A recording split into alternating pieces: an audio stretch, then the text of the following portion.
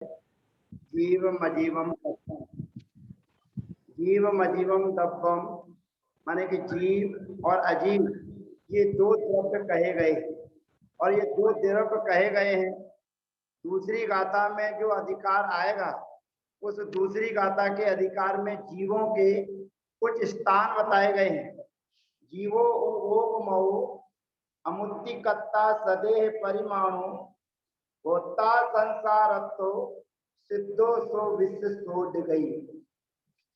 ये जो अधिकार हमारा और आपका चल रहा है, इस अधिकार के माध्यम से इसमें 9 स्थान ऐसे बताए गए हैं जहां पर जीव पाए जाते हैं।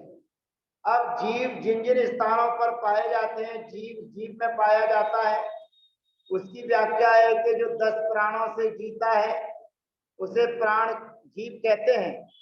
फिर सामने वाला प्रश्न करता है कि सिद्ध भगवान कैसे जीते हैं। भाई संसारी जीवों के तो 10 प्राण पाए जाते हैं तो उनसे जीते हैं, भूतकाल में जीते हैं, भविष्य काल में जीते हैं, आगे जिएंगे। लेकिन जो सिद्ध भगवान है वो किन प्राणों से जीते हैं, उनके तो प्राण होते नहीं है।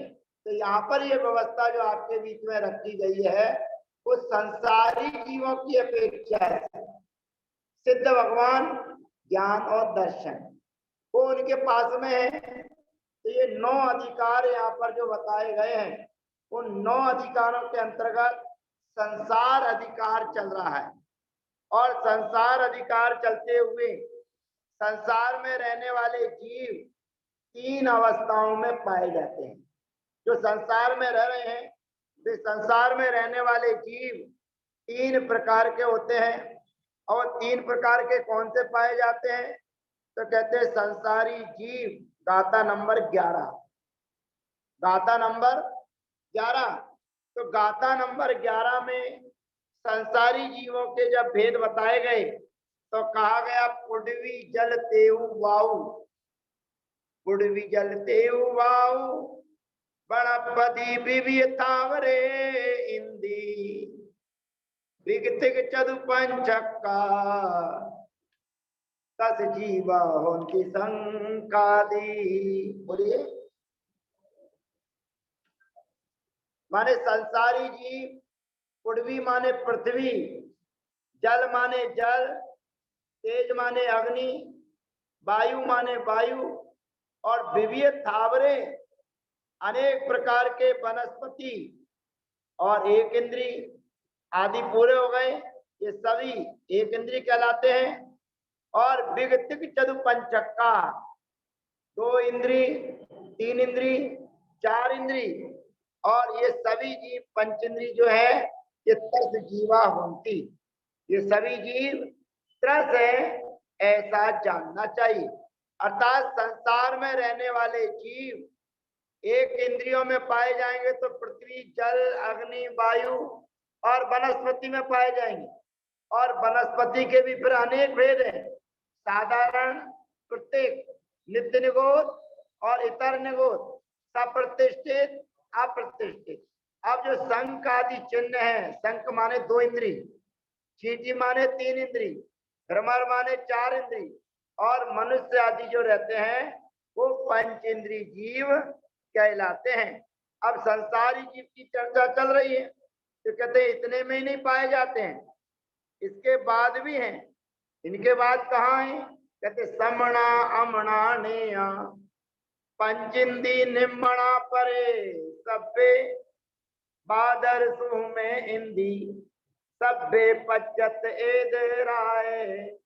अब यहाँ पर जिन लोगों ने 24 टाना पढ़ा है उन 24 टाना पढ़ने वालों को 19 जीव समास मिलते हैं। अब यहाँ द्रव्य संग्रह आप पढ़ रहे हैं तो द्रव्य संग्रह में 14 जीव समास प्राप्त होते हैं। अब जीव कांड जब आप पढ़ेंगे तो वहां पर एक जीव समास से कहानी चालू होती है और 97 जीव समास तक ले जाते हैं। सामान्य से जीव एक, फिर 2 जीव की अपेक्षा चर्चा करेंगे तो सैनी और असैनी, फिर 3 की अपेक्षा करेंगे तो सैनी, असैनी और स्थावर इत्यादि करते करते उनके भेद प्रभेद करते चले जाएंगे। तो यहाँ पर संसारी जीवों में जो पंचेंद्रीय जीव है उन पंचेंद्रीय जीवों के दो भेद, सैनी और असैनी। लेकिन पंचेंद्रीय जीवों को छोड़कर जितने भी जीव हैं वे सब निम्न माने मन से रहित होते हैं। माने पंचेंद्रीय जीव सैनी भी होते हैं और पंचेंद्रीय जीव असैनी भी होते हैं, लेकिन पंचेंद्रीय को छोड़कर जो शेष जीव हैं वे निम्न माने मन से रहित होते हैं। और जो एक इंद्रिय जीव है वो बादर सूक्ष्म माने एक इंद्रिय जीव बादर भी है और सूक्ष्म भी है। ऐसे टोटल इनकी गिनती करेंगे तो 7 भेद हो जाते हैं। 7 भेद कौन कौन से हो गए? पंचेंद्रिय जीवों के 2 भेद, सैनी और असैनी। 2 इंद्रिय जीव का 1 भेद, 3 इंद्रिय जीव का 1 भेद, 4 इंद्रिय जीव का 1 भेद, 2 और 3 5, और 1 इंद्रिय जीव के 2 भेद, सैनी और असैनी, बादर और सूक्ष्म। ऐसे 7 पर्याप्तक और 7 अपर्याप्तक, तो ये 14 हो जाते हैं।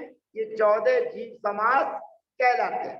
अब इन 14 जीव समास के बाद में अगली गाथा जो आती है, उस अगली गाथा में आचार्य भगवंत क्या कहते हैं? बोलिए। मग्गण गुण ठाणे ही है। क्या कहते हैं? मग्गण गुण ठाणे ही है। 14 सही हवंती ते असुत नया विन्या संसारी सब्बे सुत्ता हूं शुद्ध नया। अब यहाँ पर ध्यान रखना है, संसारी जीवों की अवस्था बताने के लिए आचार्य भगवंतों ने 3 गाथाएं ली। सबसे पहले कहा पुड़वी जल तेऊ बाऊ, फिर दूसरे गाथा में कहा समणा अमणा नेहा, अब तीसरी गाथा में बता रहे हैं कि मग्गण गुण ठाणे ही, अर्थात संसारी जीवों के पास में 14 मार्गणाएं भी होती हैं। संसारी जीव ही 14 गुण स्थानों में पाए जाते हैं, और ये सारे के सारे जो पाए जाते हैं वो अशुद्ध नया संसारी, अशुद्ध नय से संसारी हैं ऐसा जानना चाहिए। और सभ्य शुद्धता हो शुद्ध नया, अगर शुद्ध नय से जाने जाएंगे तो ये सभी जीव शुद्ध हैं। अब इस बात पर हमको थोड़ा सा व्याख्या करना है, समझना है कि हमारे जो भाव हैं, हमारे जो परिणाम हैं, हमारे भावों में जो उतार चढ़ाव आता है, उस उतार चढ़ाव का नाम ही गुणस्थान है, कोई अलग से नहीं है। आप यहाँ पर बैठे हुए हो, आपके परिणामों में जो विशुद्धि है, आपके परिणामों में जो निर्मलता है, जिनेंद्र भगवान की पूजा अर्चना करते हो उस समय आपके भाव और परिणाम कुछ अलग रहते हैं, लेकिन दुकान पर जब रहते हैं उस समय भाव कुछ अलग रहते हैं, घर पर रहते हैं उस समय हमारे भाव कुछ और रहते हैं। तो जो भावों में उतार चढ़ाव आता है, परिणामों में ऊपर नीचे आता है, बस उसी का नाम गुणस्थान। अब उस गुणस्थान के अनुसार अपने को ये ध्यान रखना है कि हमारे गुणस्थानों में, हमारे भावों में, हमारे परिणामों में देव शास्त्र गुरु को छोड़कर अन्य कोई ना आ जाए। देव शास्त्र गुरु को छोड़कर अन्य कोई ना आ जाए, इतना अपने को ध्यान रखना है। क्योंकि कुछ चीजें ऐसी होती है कि जिनको हम नहीं जानते। आप यहाँ पर बैठे हुए हो, आपके भाव क्या चल रहे हैं, आपके परिणाम क्या चल रहे हैं, ये हम नहीं बता सकते हैं, लेकिन आप क्या कर रहे हो, आप शरीर के माध्यम से क्या कर रहे हो। जिनेंद्र भगवान के मंदिर में जा रहे हो तो आप दिख रहे हो, अन्य कहीं जा रहे हो तो आप नजर आ रहे हो, जिनेंद्र भगवान की पूजा अर्चना कर रहे हो तो नजर आ रहे हो, माँ जिनवाणी का स्वाध्याय कर रहे हो तो नजर आ रहे हो, और गुरु महाराज आपको दिख रहे हैं, उनके प्रति आपका नमन है तो आप दिख रहे हैं। माने आपकी जो क्रिया है, आपका जो उठना बैठना है वह सम्यक तो होना चाहिए, और सम्यक होने का मतलब है चतुर्थ गुणस्थान, कम से कम चौथा गुणस्थान तो हमारा होना चाहिए, जो तत्वार्थ श्रद्धानंद सम्यक दर्शनम, जो जीवादि 7 तत्व हैं उन जीवादि 7 तत्वों का यथार्थ श्रद्धान करना सम्यक दर्शन है उतना तो कम से कम होना ही चाहिए। जब अपने को उतना हो जाता है कि सम्यक दर्शन है तो कोई भी विद्यार्थी एक कक्षा में दूसरी बार नहीं पढ़ना चाहता। एक कक्षा में कोई भी विद्यार्थी एक साल तो पढ़ना चाहता है लेकिन दूसरी साल वो उस कक्षा में नहीं बैठना चाहता। तो इसी प्रकार से जब हम चौथी कक्षा में आ चुके हैं, चौथी कक्षा में बैठ चुके हैं और चौथी कक्षा में बैठने वाला जीव तुम बिन में व्याकुल भयो, बस ये विनय पाठ जो हम पढ़ते हैं पूजा में पढ़ते हैं, ध्यान रखना बहुत से लोगों की पूजा करने की पद्धति अलग अलग होती है। अभी अष्टानिक महापर्व आपके प्रारंभ हो गए। अष्टानिक महापर्व प्रारंभ होने पर 13 दीप विधान आप कर रहे हैं। तो 13 दीप विधान की पूजा अर्चना आप जो कर रहे हैं, क्यों कर रहे हैं? अब पढ़ने वाले कितने हैं, लाभ लेने वाले कितने हैं और समझने वाले कितने हैं? अरे महापर्व हमारे हैं, हमें शक्ति नहीं, हमें शक्ति नहीं, यहाँ करी ठाक है। माने अष्टानिक महापर्व में तो 4 प्रकार के देव साक्षात नंदीश्वर दीप में जाकर 52 जिनालयों की पूजा अर्चना करते हैं और 52 जिनालयों की पूजा अर्चना करते हैं। पूरे 8 दिन हिलते नहीं है, डुलते नहीं है। यद्यपि आपकी और हमारी तरह अगर उनको भूख लगती होती तो वो भी छोड़ छोड़ के भाग जाते, पर उनको भूख नहीं लगती है, इसलिए उनमें और हम में तो बहुत अंतर है। हम आधा घंटे खड़े होते हैं, हमारे शरीर में बेचैनी आ जाती है, हमारे पैरों में परिस्पंदन हो जाता है, क्योंकि औदारिक शरीर है। औदारिक शरीर होने के कारण शरीर में परेशानी, विकृति आदि पैदा होती है, पर ये सब चीजें देवों में नहीं पाई जाती, इसलिए अपन कह सकते हैं कि वो निश्चिंत है। लेकिन 8 दिन तक एक एक दिशाओं में बैठकर 3-3 घंटे, एक दिशा में सौधर्मेंद्र, दूसरी दिशा में ईशान, तीसरी दिशा में सनत कुमार, चौथी दिशा में माइंद्र, ये चारों के चारों इंद्र एक एक दिशा में अपने अपने इंद्र परिकरों के साथ में बैठकर साक्षात नंदीश्वर दीप में प्राकृतिक जनानों की पूजा अर्चना करते हैं। और 3 घंटे जब हो जाते हैं तो सौधर्मेंद्र पूर्व दिशा से दक्षिण दिशा की तरफ, दक्षिण वाला पश्चिम की तरफ, पश्चिम वाला उत्तर की तरफ और उत्तर वाला पूर्व दिशा में आ जाता है। ऐसे 3-3 घंटे का ट्रिप चलते हुए पूरे 8 दिन तक वे महाअर्चना को संपन्न करते हैं, क्योंकि हमें शक्ति नहीं, नंदीश्वर दीप जाने की शक्ति और सामर्थ्य हमें नहीं है। भले ही हमको रिद्धि प्राप्त क्यों ना हो जाए, हमको भले ही रिद्धि की प्राप्ति क्यों ना हो जाए, तो भी हम नंदीश्वर दीप नहीं जा सकते हैं। बड़े बड़े ऋषिराज मुनिराज भी नहीं जा सकते हैं, मानसोत्तर पर्वत का उल्लंघन नहीं कर सकते। वहां तक विदेश क्षेत्र के आज रिद्धिधारी मुनिराज जा सकते हैं, लेकिन मानसोत्तर पर्वत के बाहर वो थोड़ा सा भी जाना चाहे तो नहीं जा सकते हैं। तो इसलिए पूजा लिखने वाले ने लिखी, हमें शक्ति नहीं, हमें शक्ति वहां जाने की नहीं है, इसलिए यहाँ करे स्थापना। तो हम यहाँ पर स्थापना करते हैं और नंदीश्वर दीप की पूजा जो हम कर रहे हैं, 13 दीप विधान जो हम कर रहे हैं, उसकी बरगणाएं हमारे मंदिर में फैलती, उनकी बरगणाएं एक दूसरे के पास में पहुंचती हैं। अभी आप यहाँ पर बैठे हुए हो, अभी द्रव्य संग्रह का स्वाध्याय चल रहा है, आप लोग सुन रहे हो, तो द्रव्य संग्रह की बरगणाएं आपके पास में पहुंचेंगी और द्रव्य का स्वरूप, द्रव्य का अस्तित्व, क्योंकि जीवम अजीवम तत्व, 2 ही द्रव्य कहे गए हैं, जीव और अजीव।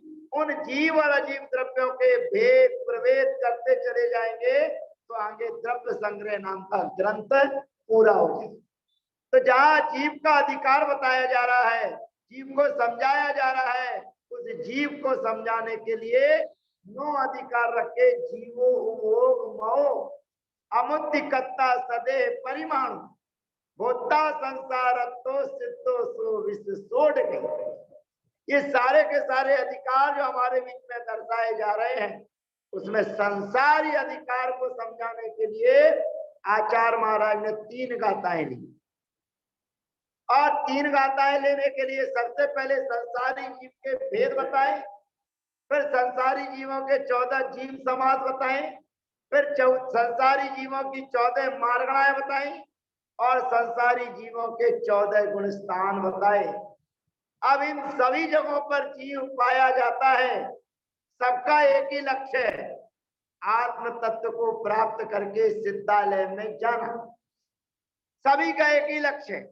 और जो अपने लक्ष्य की तरफ बढ़ता है, जैसे देवों की चर्चा करें, देवों की पूजा अर्चना की चर्चा करें, तो देव लोग जो सम्यक दृष्टि होते हैं वे नंदीश्वर देव की वंदना करते हैं, साक्षात अरिहंत भगवान समझ के, साक्षात सिद्ध भगवान की प्रतिमा ये विराजमान है ऐसा समझकर पूजा अर्चना करते हैं। और उनके साथ जो अन्य देव जाते हैं और सम्यक दृष्टि होते हैं तो वो भक्ति भाव से आराधना अर्चना करते हैं। लेकिन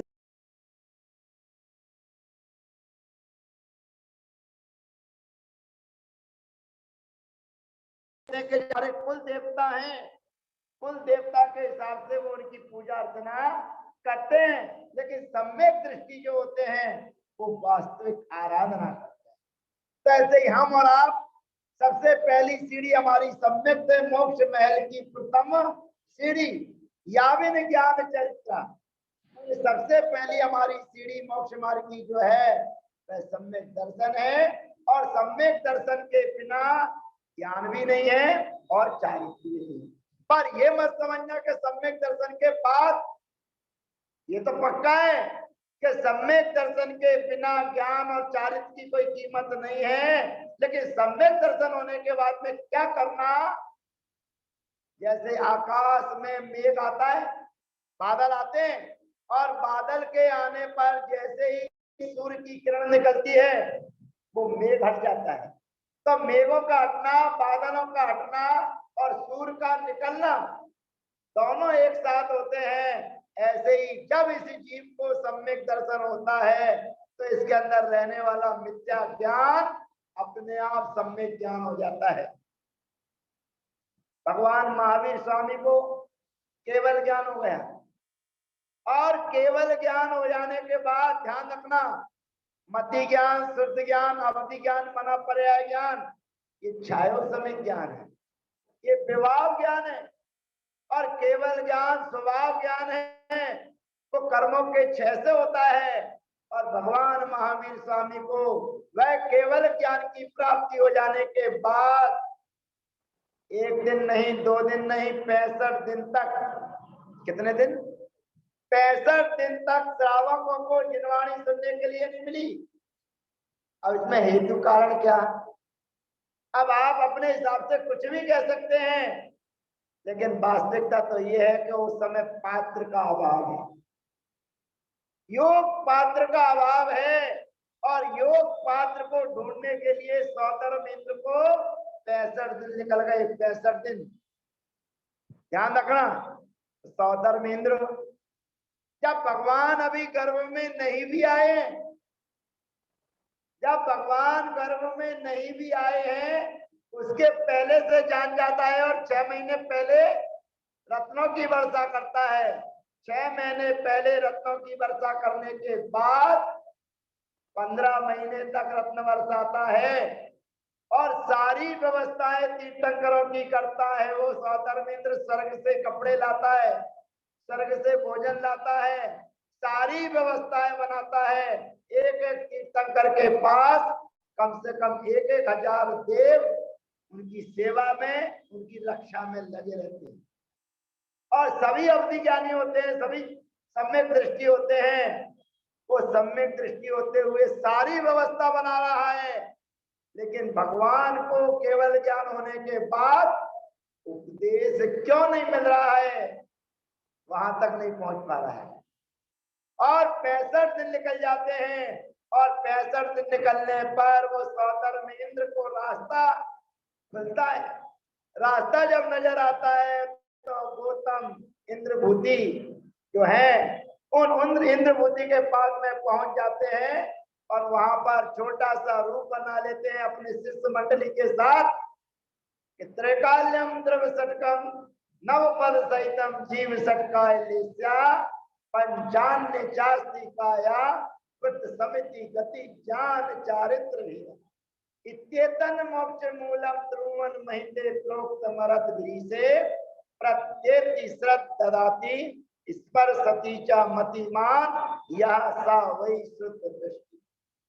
ये गाथा जब उन्होंने उसके सामने रखी और गाथा रखने के बाद में कहा कि मुझे अपने गुरु से पढ़ते हुए कुछ शंका समाधान है, उस जिज्ञासा का समाधान हल करिए।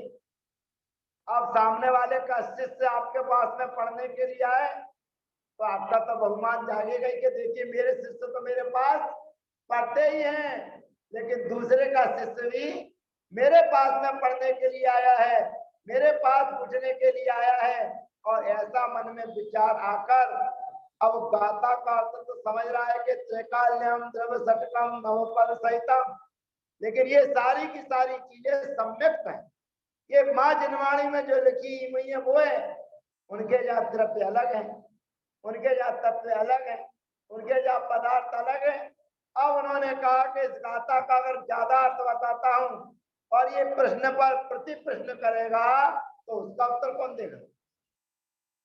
भाई इसमें जो अर्थ लिखा है उसका तो बोध है, लेकिन उसके बाद और गहराई में चला जाएगा तो फिर मैं क्या जवाब दूंगा? तो वो इंद्रभूति कहता है कि इसका उत्तर मैं तेरे गुरु के सामने दूंगा, क्योंकि तेरे अंदर इतनी योग्यता नहीं है कि तू इनको ग्रहण कर सके। इसलिए आप जहां से आए हो मैं आपके साथ चलता हूं और वहां आपके प्रश्नों का उत्तर दिया जाएगा। क्योंकि सामने वाला और क्या चाहता है भाई? सामने वाला यही चाहता है कि आप इन प्रकार ने किसी भी प्रकार से आप हमारे गुरु जी के श्री चरणों में पहुंच तो जाओ। और जैसे ही वो इंद्रभूति वहां पहुंचता है, ध्यान रखना अंदर की रहने वाली परिणतियां बिना निमित्त के नहीं बदलती है।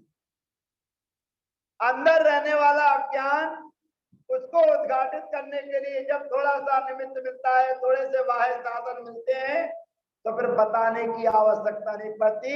पर यह पक्का है कि उपादान अपना है। उपादान में योग्यता होती है, उपादान में अगर कुछ बल होता है, शक्ति होती है तो निमित्त कार्यकारी हो जाता है। लेकिन आप रोटी बनाना चाहो, अब रोटी कैसे बनती है सबको पता है, कैसे बनती है? बहुत से लोग गेहूं से रोटी बना देते हैं, बनती गेहूं से है। बहुत से लोग गेहूं से रोटी बनाते हैं तो बनती गेहूं से ही है, क्योंकि गेहूं नहीं होगा तो आटा कहां से आएगा? तो गेहूं की रोटी कही जाती है तो गेहूं की रोटी का मतलब है कि गेहूं का जो आटा बन गया है उस आटे के बाद में आपने मारने का काम कर लिया, आपने तवा भी रख लिया, आपने बेलसा भी सब कुछ रख लिया और रोटी बेलकर तवे पर डाल दी। अब बताइए रोटी बन जाएगी क्या? अभी कहाँ कमी रह गई? गैस, उसको जब तक आप नहीं जलाएंगे तब तक रोटी सिकने वाली नहीं है। और उसके बाद सिकने के बाद फिर आपकी थाली में आएगी, फिर आप उपयोग करेंगे तब काम बनेगा। तो उसके पहले बाहर साधन आपको जुटाने पड़ेंगे।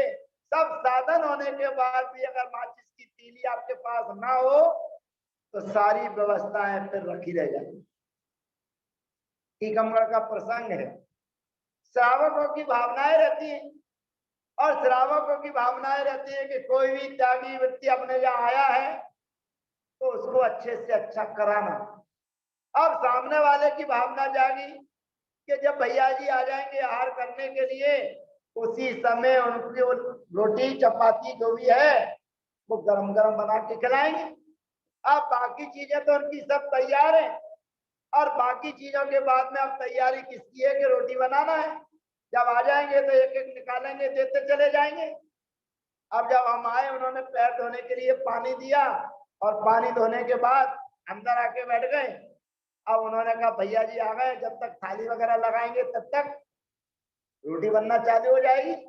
अब उन्होंने गैस चालू करे तो अब गैस जले ही नहीं। अब सोचना, विचार करना, अब गैस जलाए तो जले ही नहीं, करें क्या वो। अब ना तो इधर थाली लगा रहे हो, भाई इंतजार की घड़ी का भी तो एक शब्द होता। अब ना तो वो इधर थाली लगा रहे हैं, और अंदर गैस की टंकी खत्म हो गई है तो रोटी बन नहीं रही। लेकिन उस समय थोड़ा सा ज्ञान उनके अंदर आ जाए, उस समय थोड़ा सा विवेक उनके अंदर आ जाए कि जब तक गैस की टंकी कहीं से आती है, कोई व्यवस्था बनती है, तब तक थोड़ी सी थाली तो चालू करवा रहे। भाई थाली लगा के जो अन्य चीजें बनाई हैं, तो कम से कम उनको तो परसते, उनको तो दे दें। लेकिन ना उनका उपयोग चल रहा। हम भी बैठे हुए भैया, कितनी बार 9 बार नमोकार मंत्र पढ़े, एक बार पढ़े, 2 बार पढ़े, 3 बार पढ़े। अब पूरी एक माला पूरी हो जाने के बाद जब वहां से कोई हलन चलन नहीं हो रही है, तो जो पानी का जग रखा हुआ था, हमने कहा भैया इतने में आज संतुष्टि कर लो, आज जितना है उतने में ही संतुष्टि कर लो। और वो पानी जो एक जग रखा हुआ था, उसको गिलास में डाला, पिया, और फिर सिद्ध भक्ति करी, और कल तक के लिए जय जिनेन्द्र। अब सामने वाला कहता भैया जी बैठो बैठो बैठो। अब चले आए वापस। अब कहते भैया जी आप थोड़ा सा बैठते तो। अरे भैया बैठे तो जब तक आप बताओगे तब तो, आप कारण बताओगे कि भैया जी बात ऐसी है कि अभी रोटी बनने में 10 मिनट है या 5 मिनट देर से लगेगा, तो उसके बाद जो चीजें हैं वो देते तो तब से तक। तो कभी कभी ऐसा भी होता है कि सामने वाले की भावनाएं तो अच्छी होती हैं, लेकिन अच्छी होने के बाद, सारे साधन होने के बाद, वो गैस की टंकी खत्म हो गई। अब जब गैस की टंकी खत्म हो गई, अब रोटी मड़ी मड़ाई आटा मड़ा हुआ है, रोटी बन सकती क्या? नहीं बन सकती। तो यहाँ पर कहने का अभिप्राय यही है कि आपके भाग्य में भी दाना पानी लिखा हुआ होना चाहिए। आपके भाग्य में नहीं है।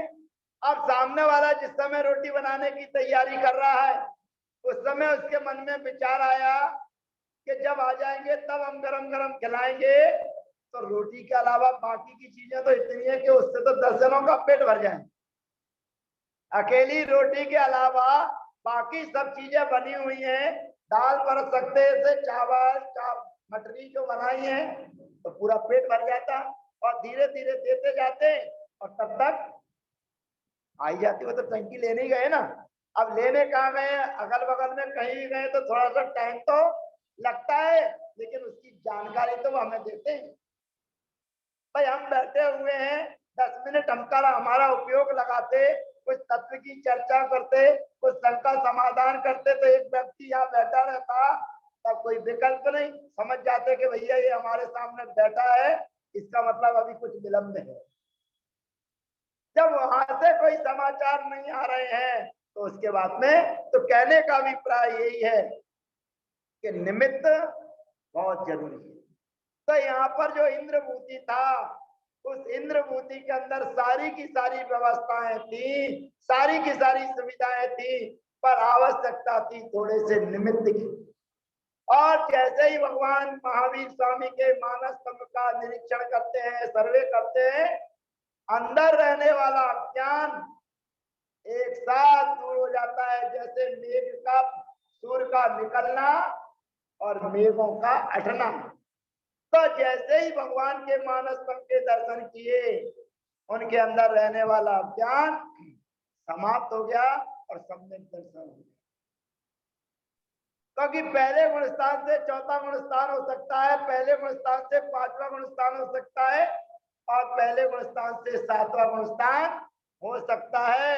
और जहां मानस तंत्र को देखा, सम्यक दर्शन हुआ, और सम्यक दर्शन होने के बाद यह जीव बिना चारित्र के रुक नहीं सकता।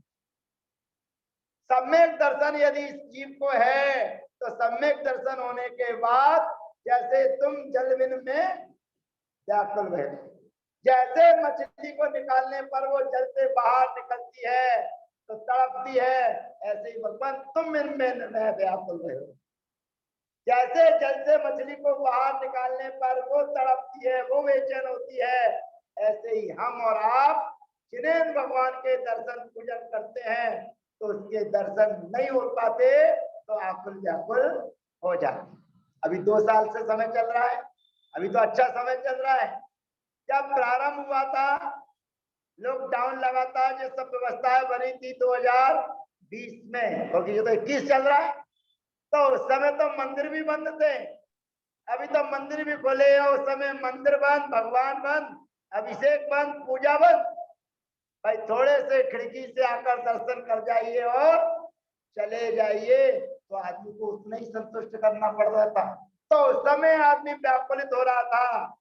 जो प्रतिदिन भगवान के अभिषेक करता है, जो प्रतिदिन भगवान की पूजा अर्चना करता है, वो उस समय जैसे मछली आकुलित व्याकुलित होती है, ऐसे ही सम्यक दृष्टि जीव उस समय आकुलित व्याकुल हो रहा था कि भगवान जिन्हें भगवान के दर्शन नहीं मिल रहे, जिन्हें भगवान की पूजा अर्चना नहीं मिल रही है, जिन्हें भगवान के अभिषेक नहीं मिल रहा है, कंदोदक नहीं मिल रहा है, बैठने के लिए चटाई नहीं मिल रही है, केवल खिड़की से दर्शन करो और निकल जाओ, तो बेचैनी हुई।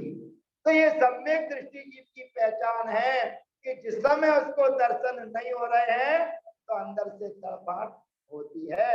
लेकिन जो सामान्य जीव होते हैं, जिनको देव शास्त्र गुरु से कोई लेना देना नहीं है, उनको कोई मतलब नहीं है, कुछ भी करते रहे, भगवान बंद रहे चाहे भगवान खुल जाए, उनको कोई प्रयोजन नहीं है। लेकिन सम्यक दृष्टि जीव होता है तो उसके अंदर तड़पन रहती है, उसके अंदर बेचैनी रहती है।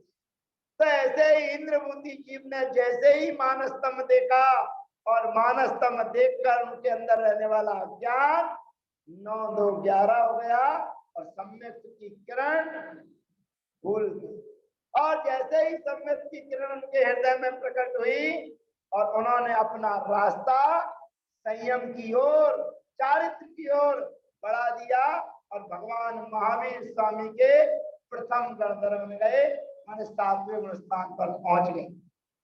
जो भगवान की वाणी 65 दिन तक लोगों को प्राप्त नहीं हुई थी, वही भगवान की वाणी 66वें दिन अपने आप मिल गई।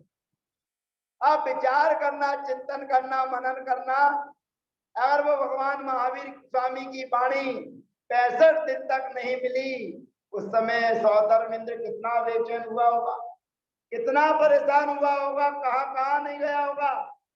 क्योंकि जहां भगवान की वाणी जिनको रोज मिल रही हो, वहां 65 दिन तक उपदेश प्राप्त ना हो, तो उस समय वो श्रोता लोग जो आते होंगे वो भगवान की बिना उपदेश सुने वापस चले जाते। तो कहने का भी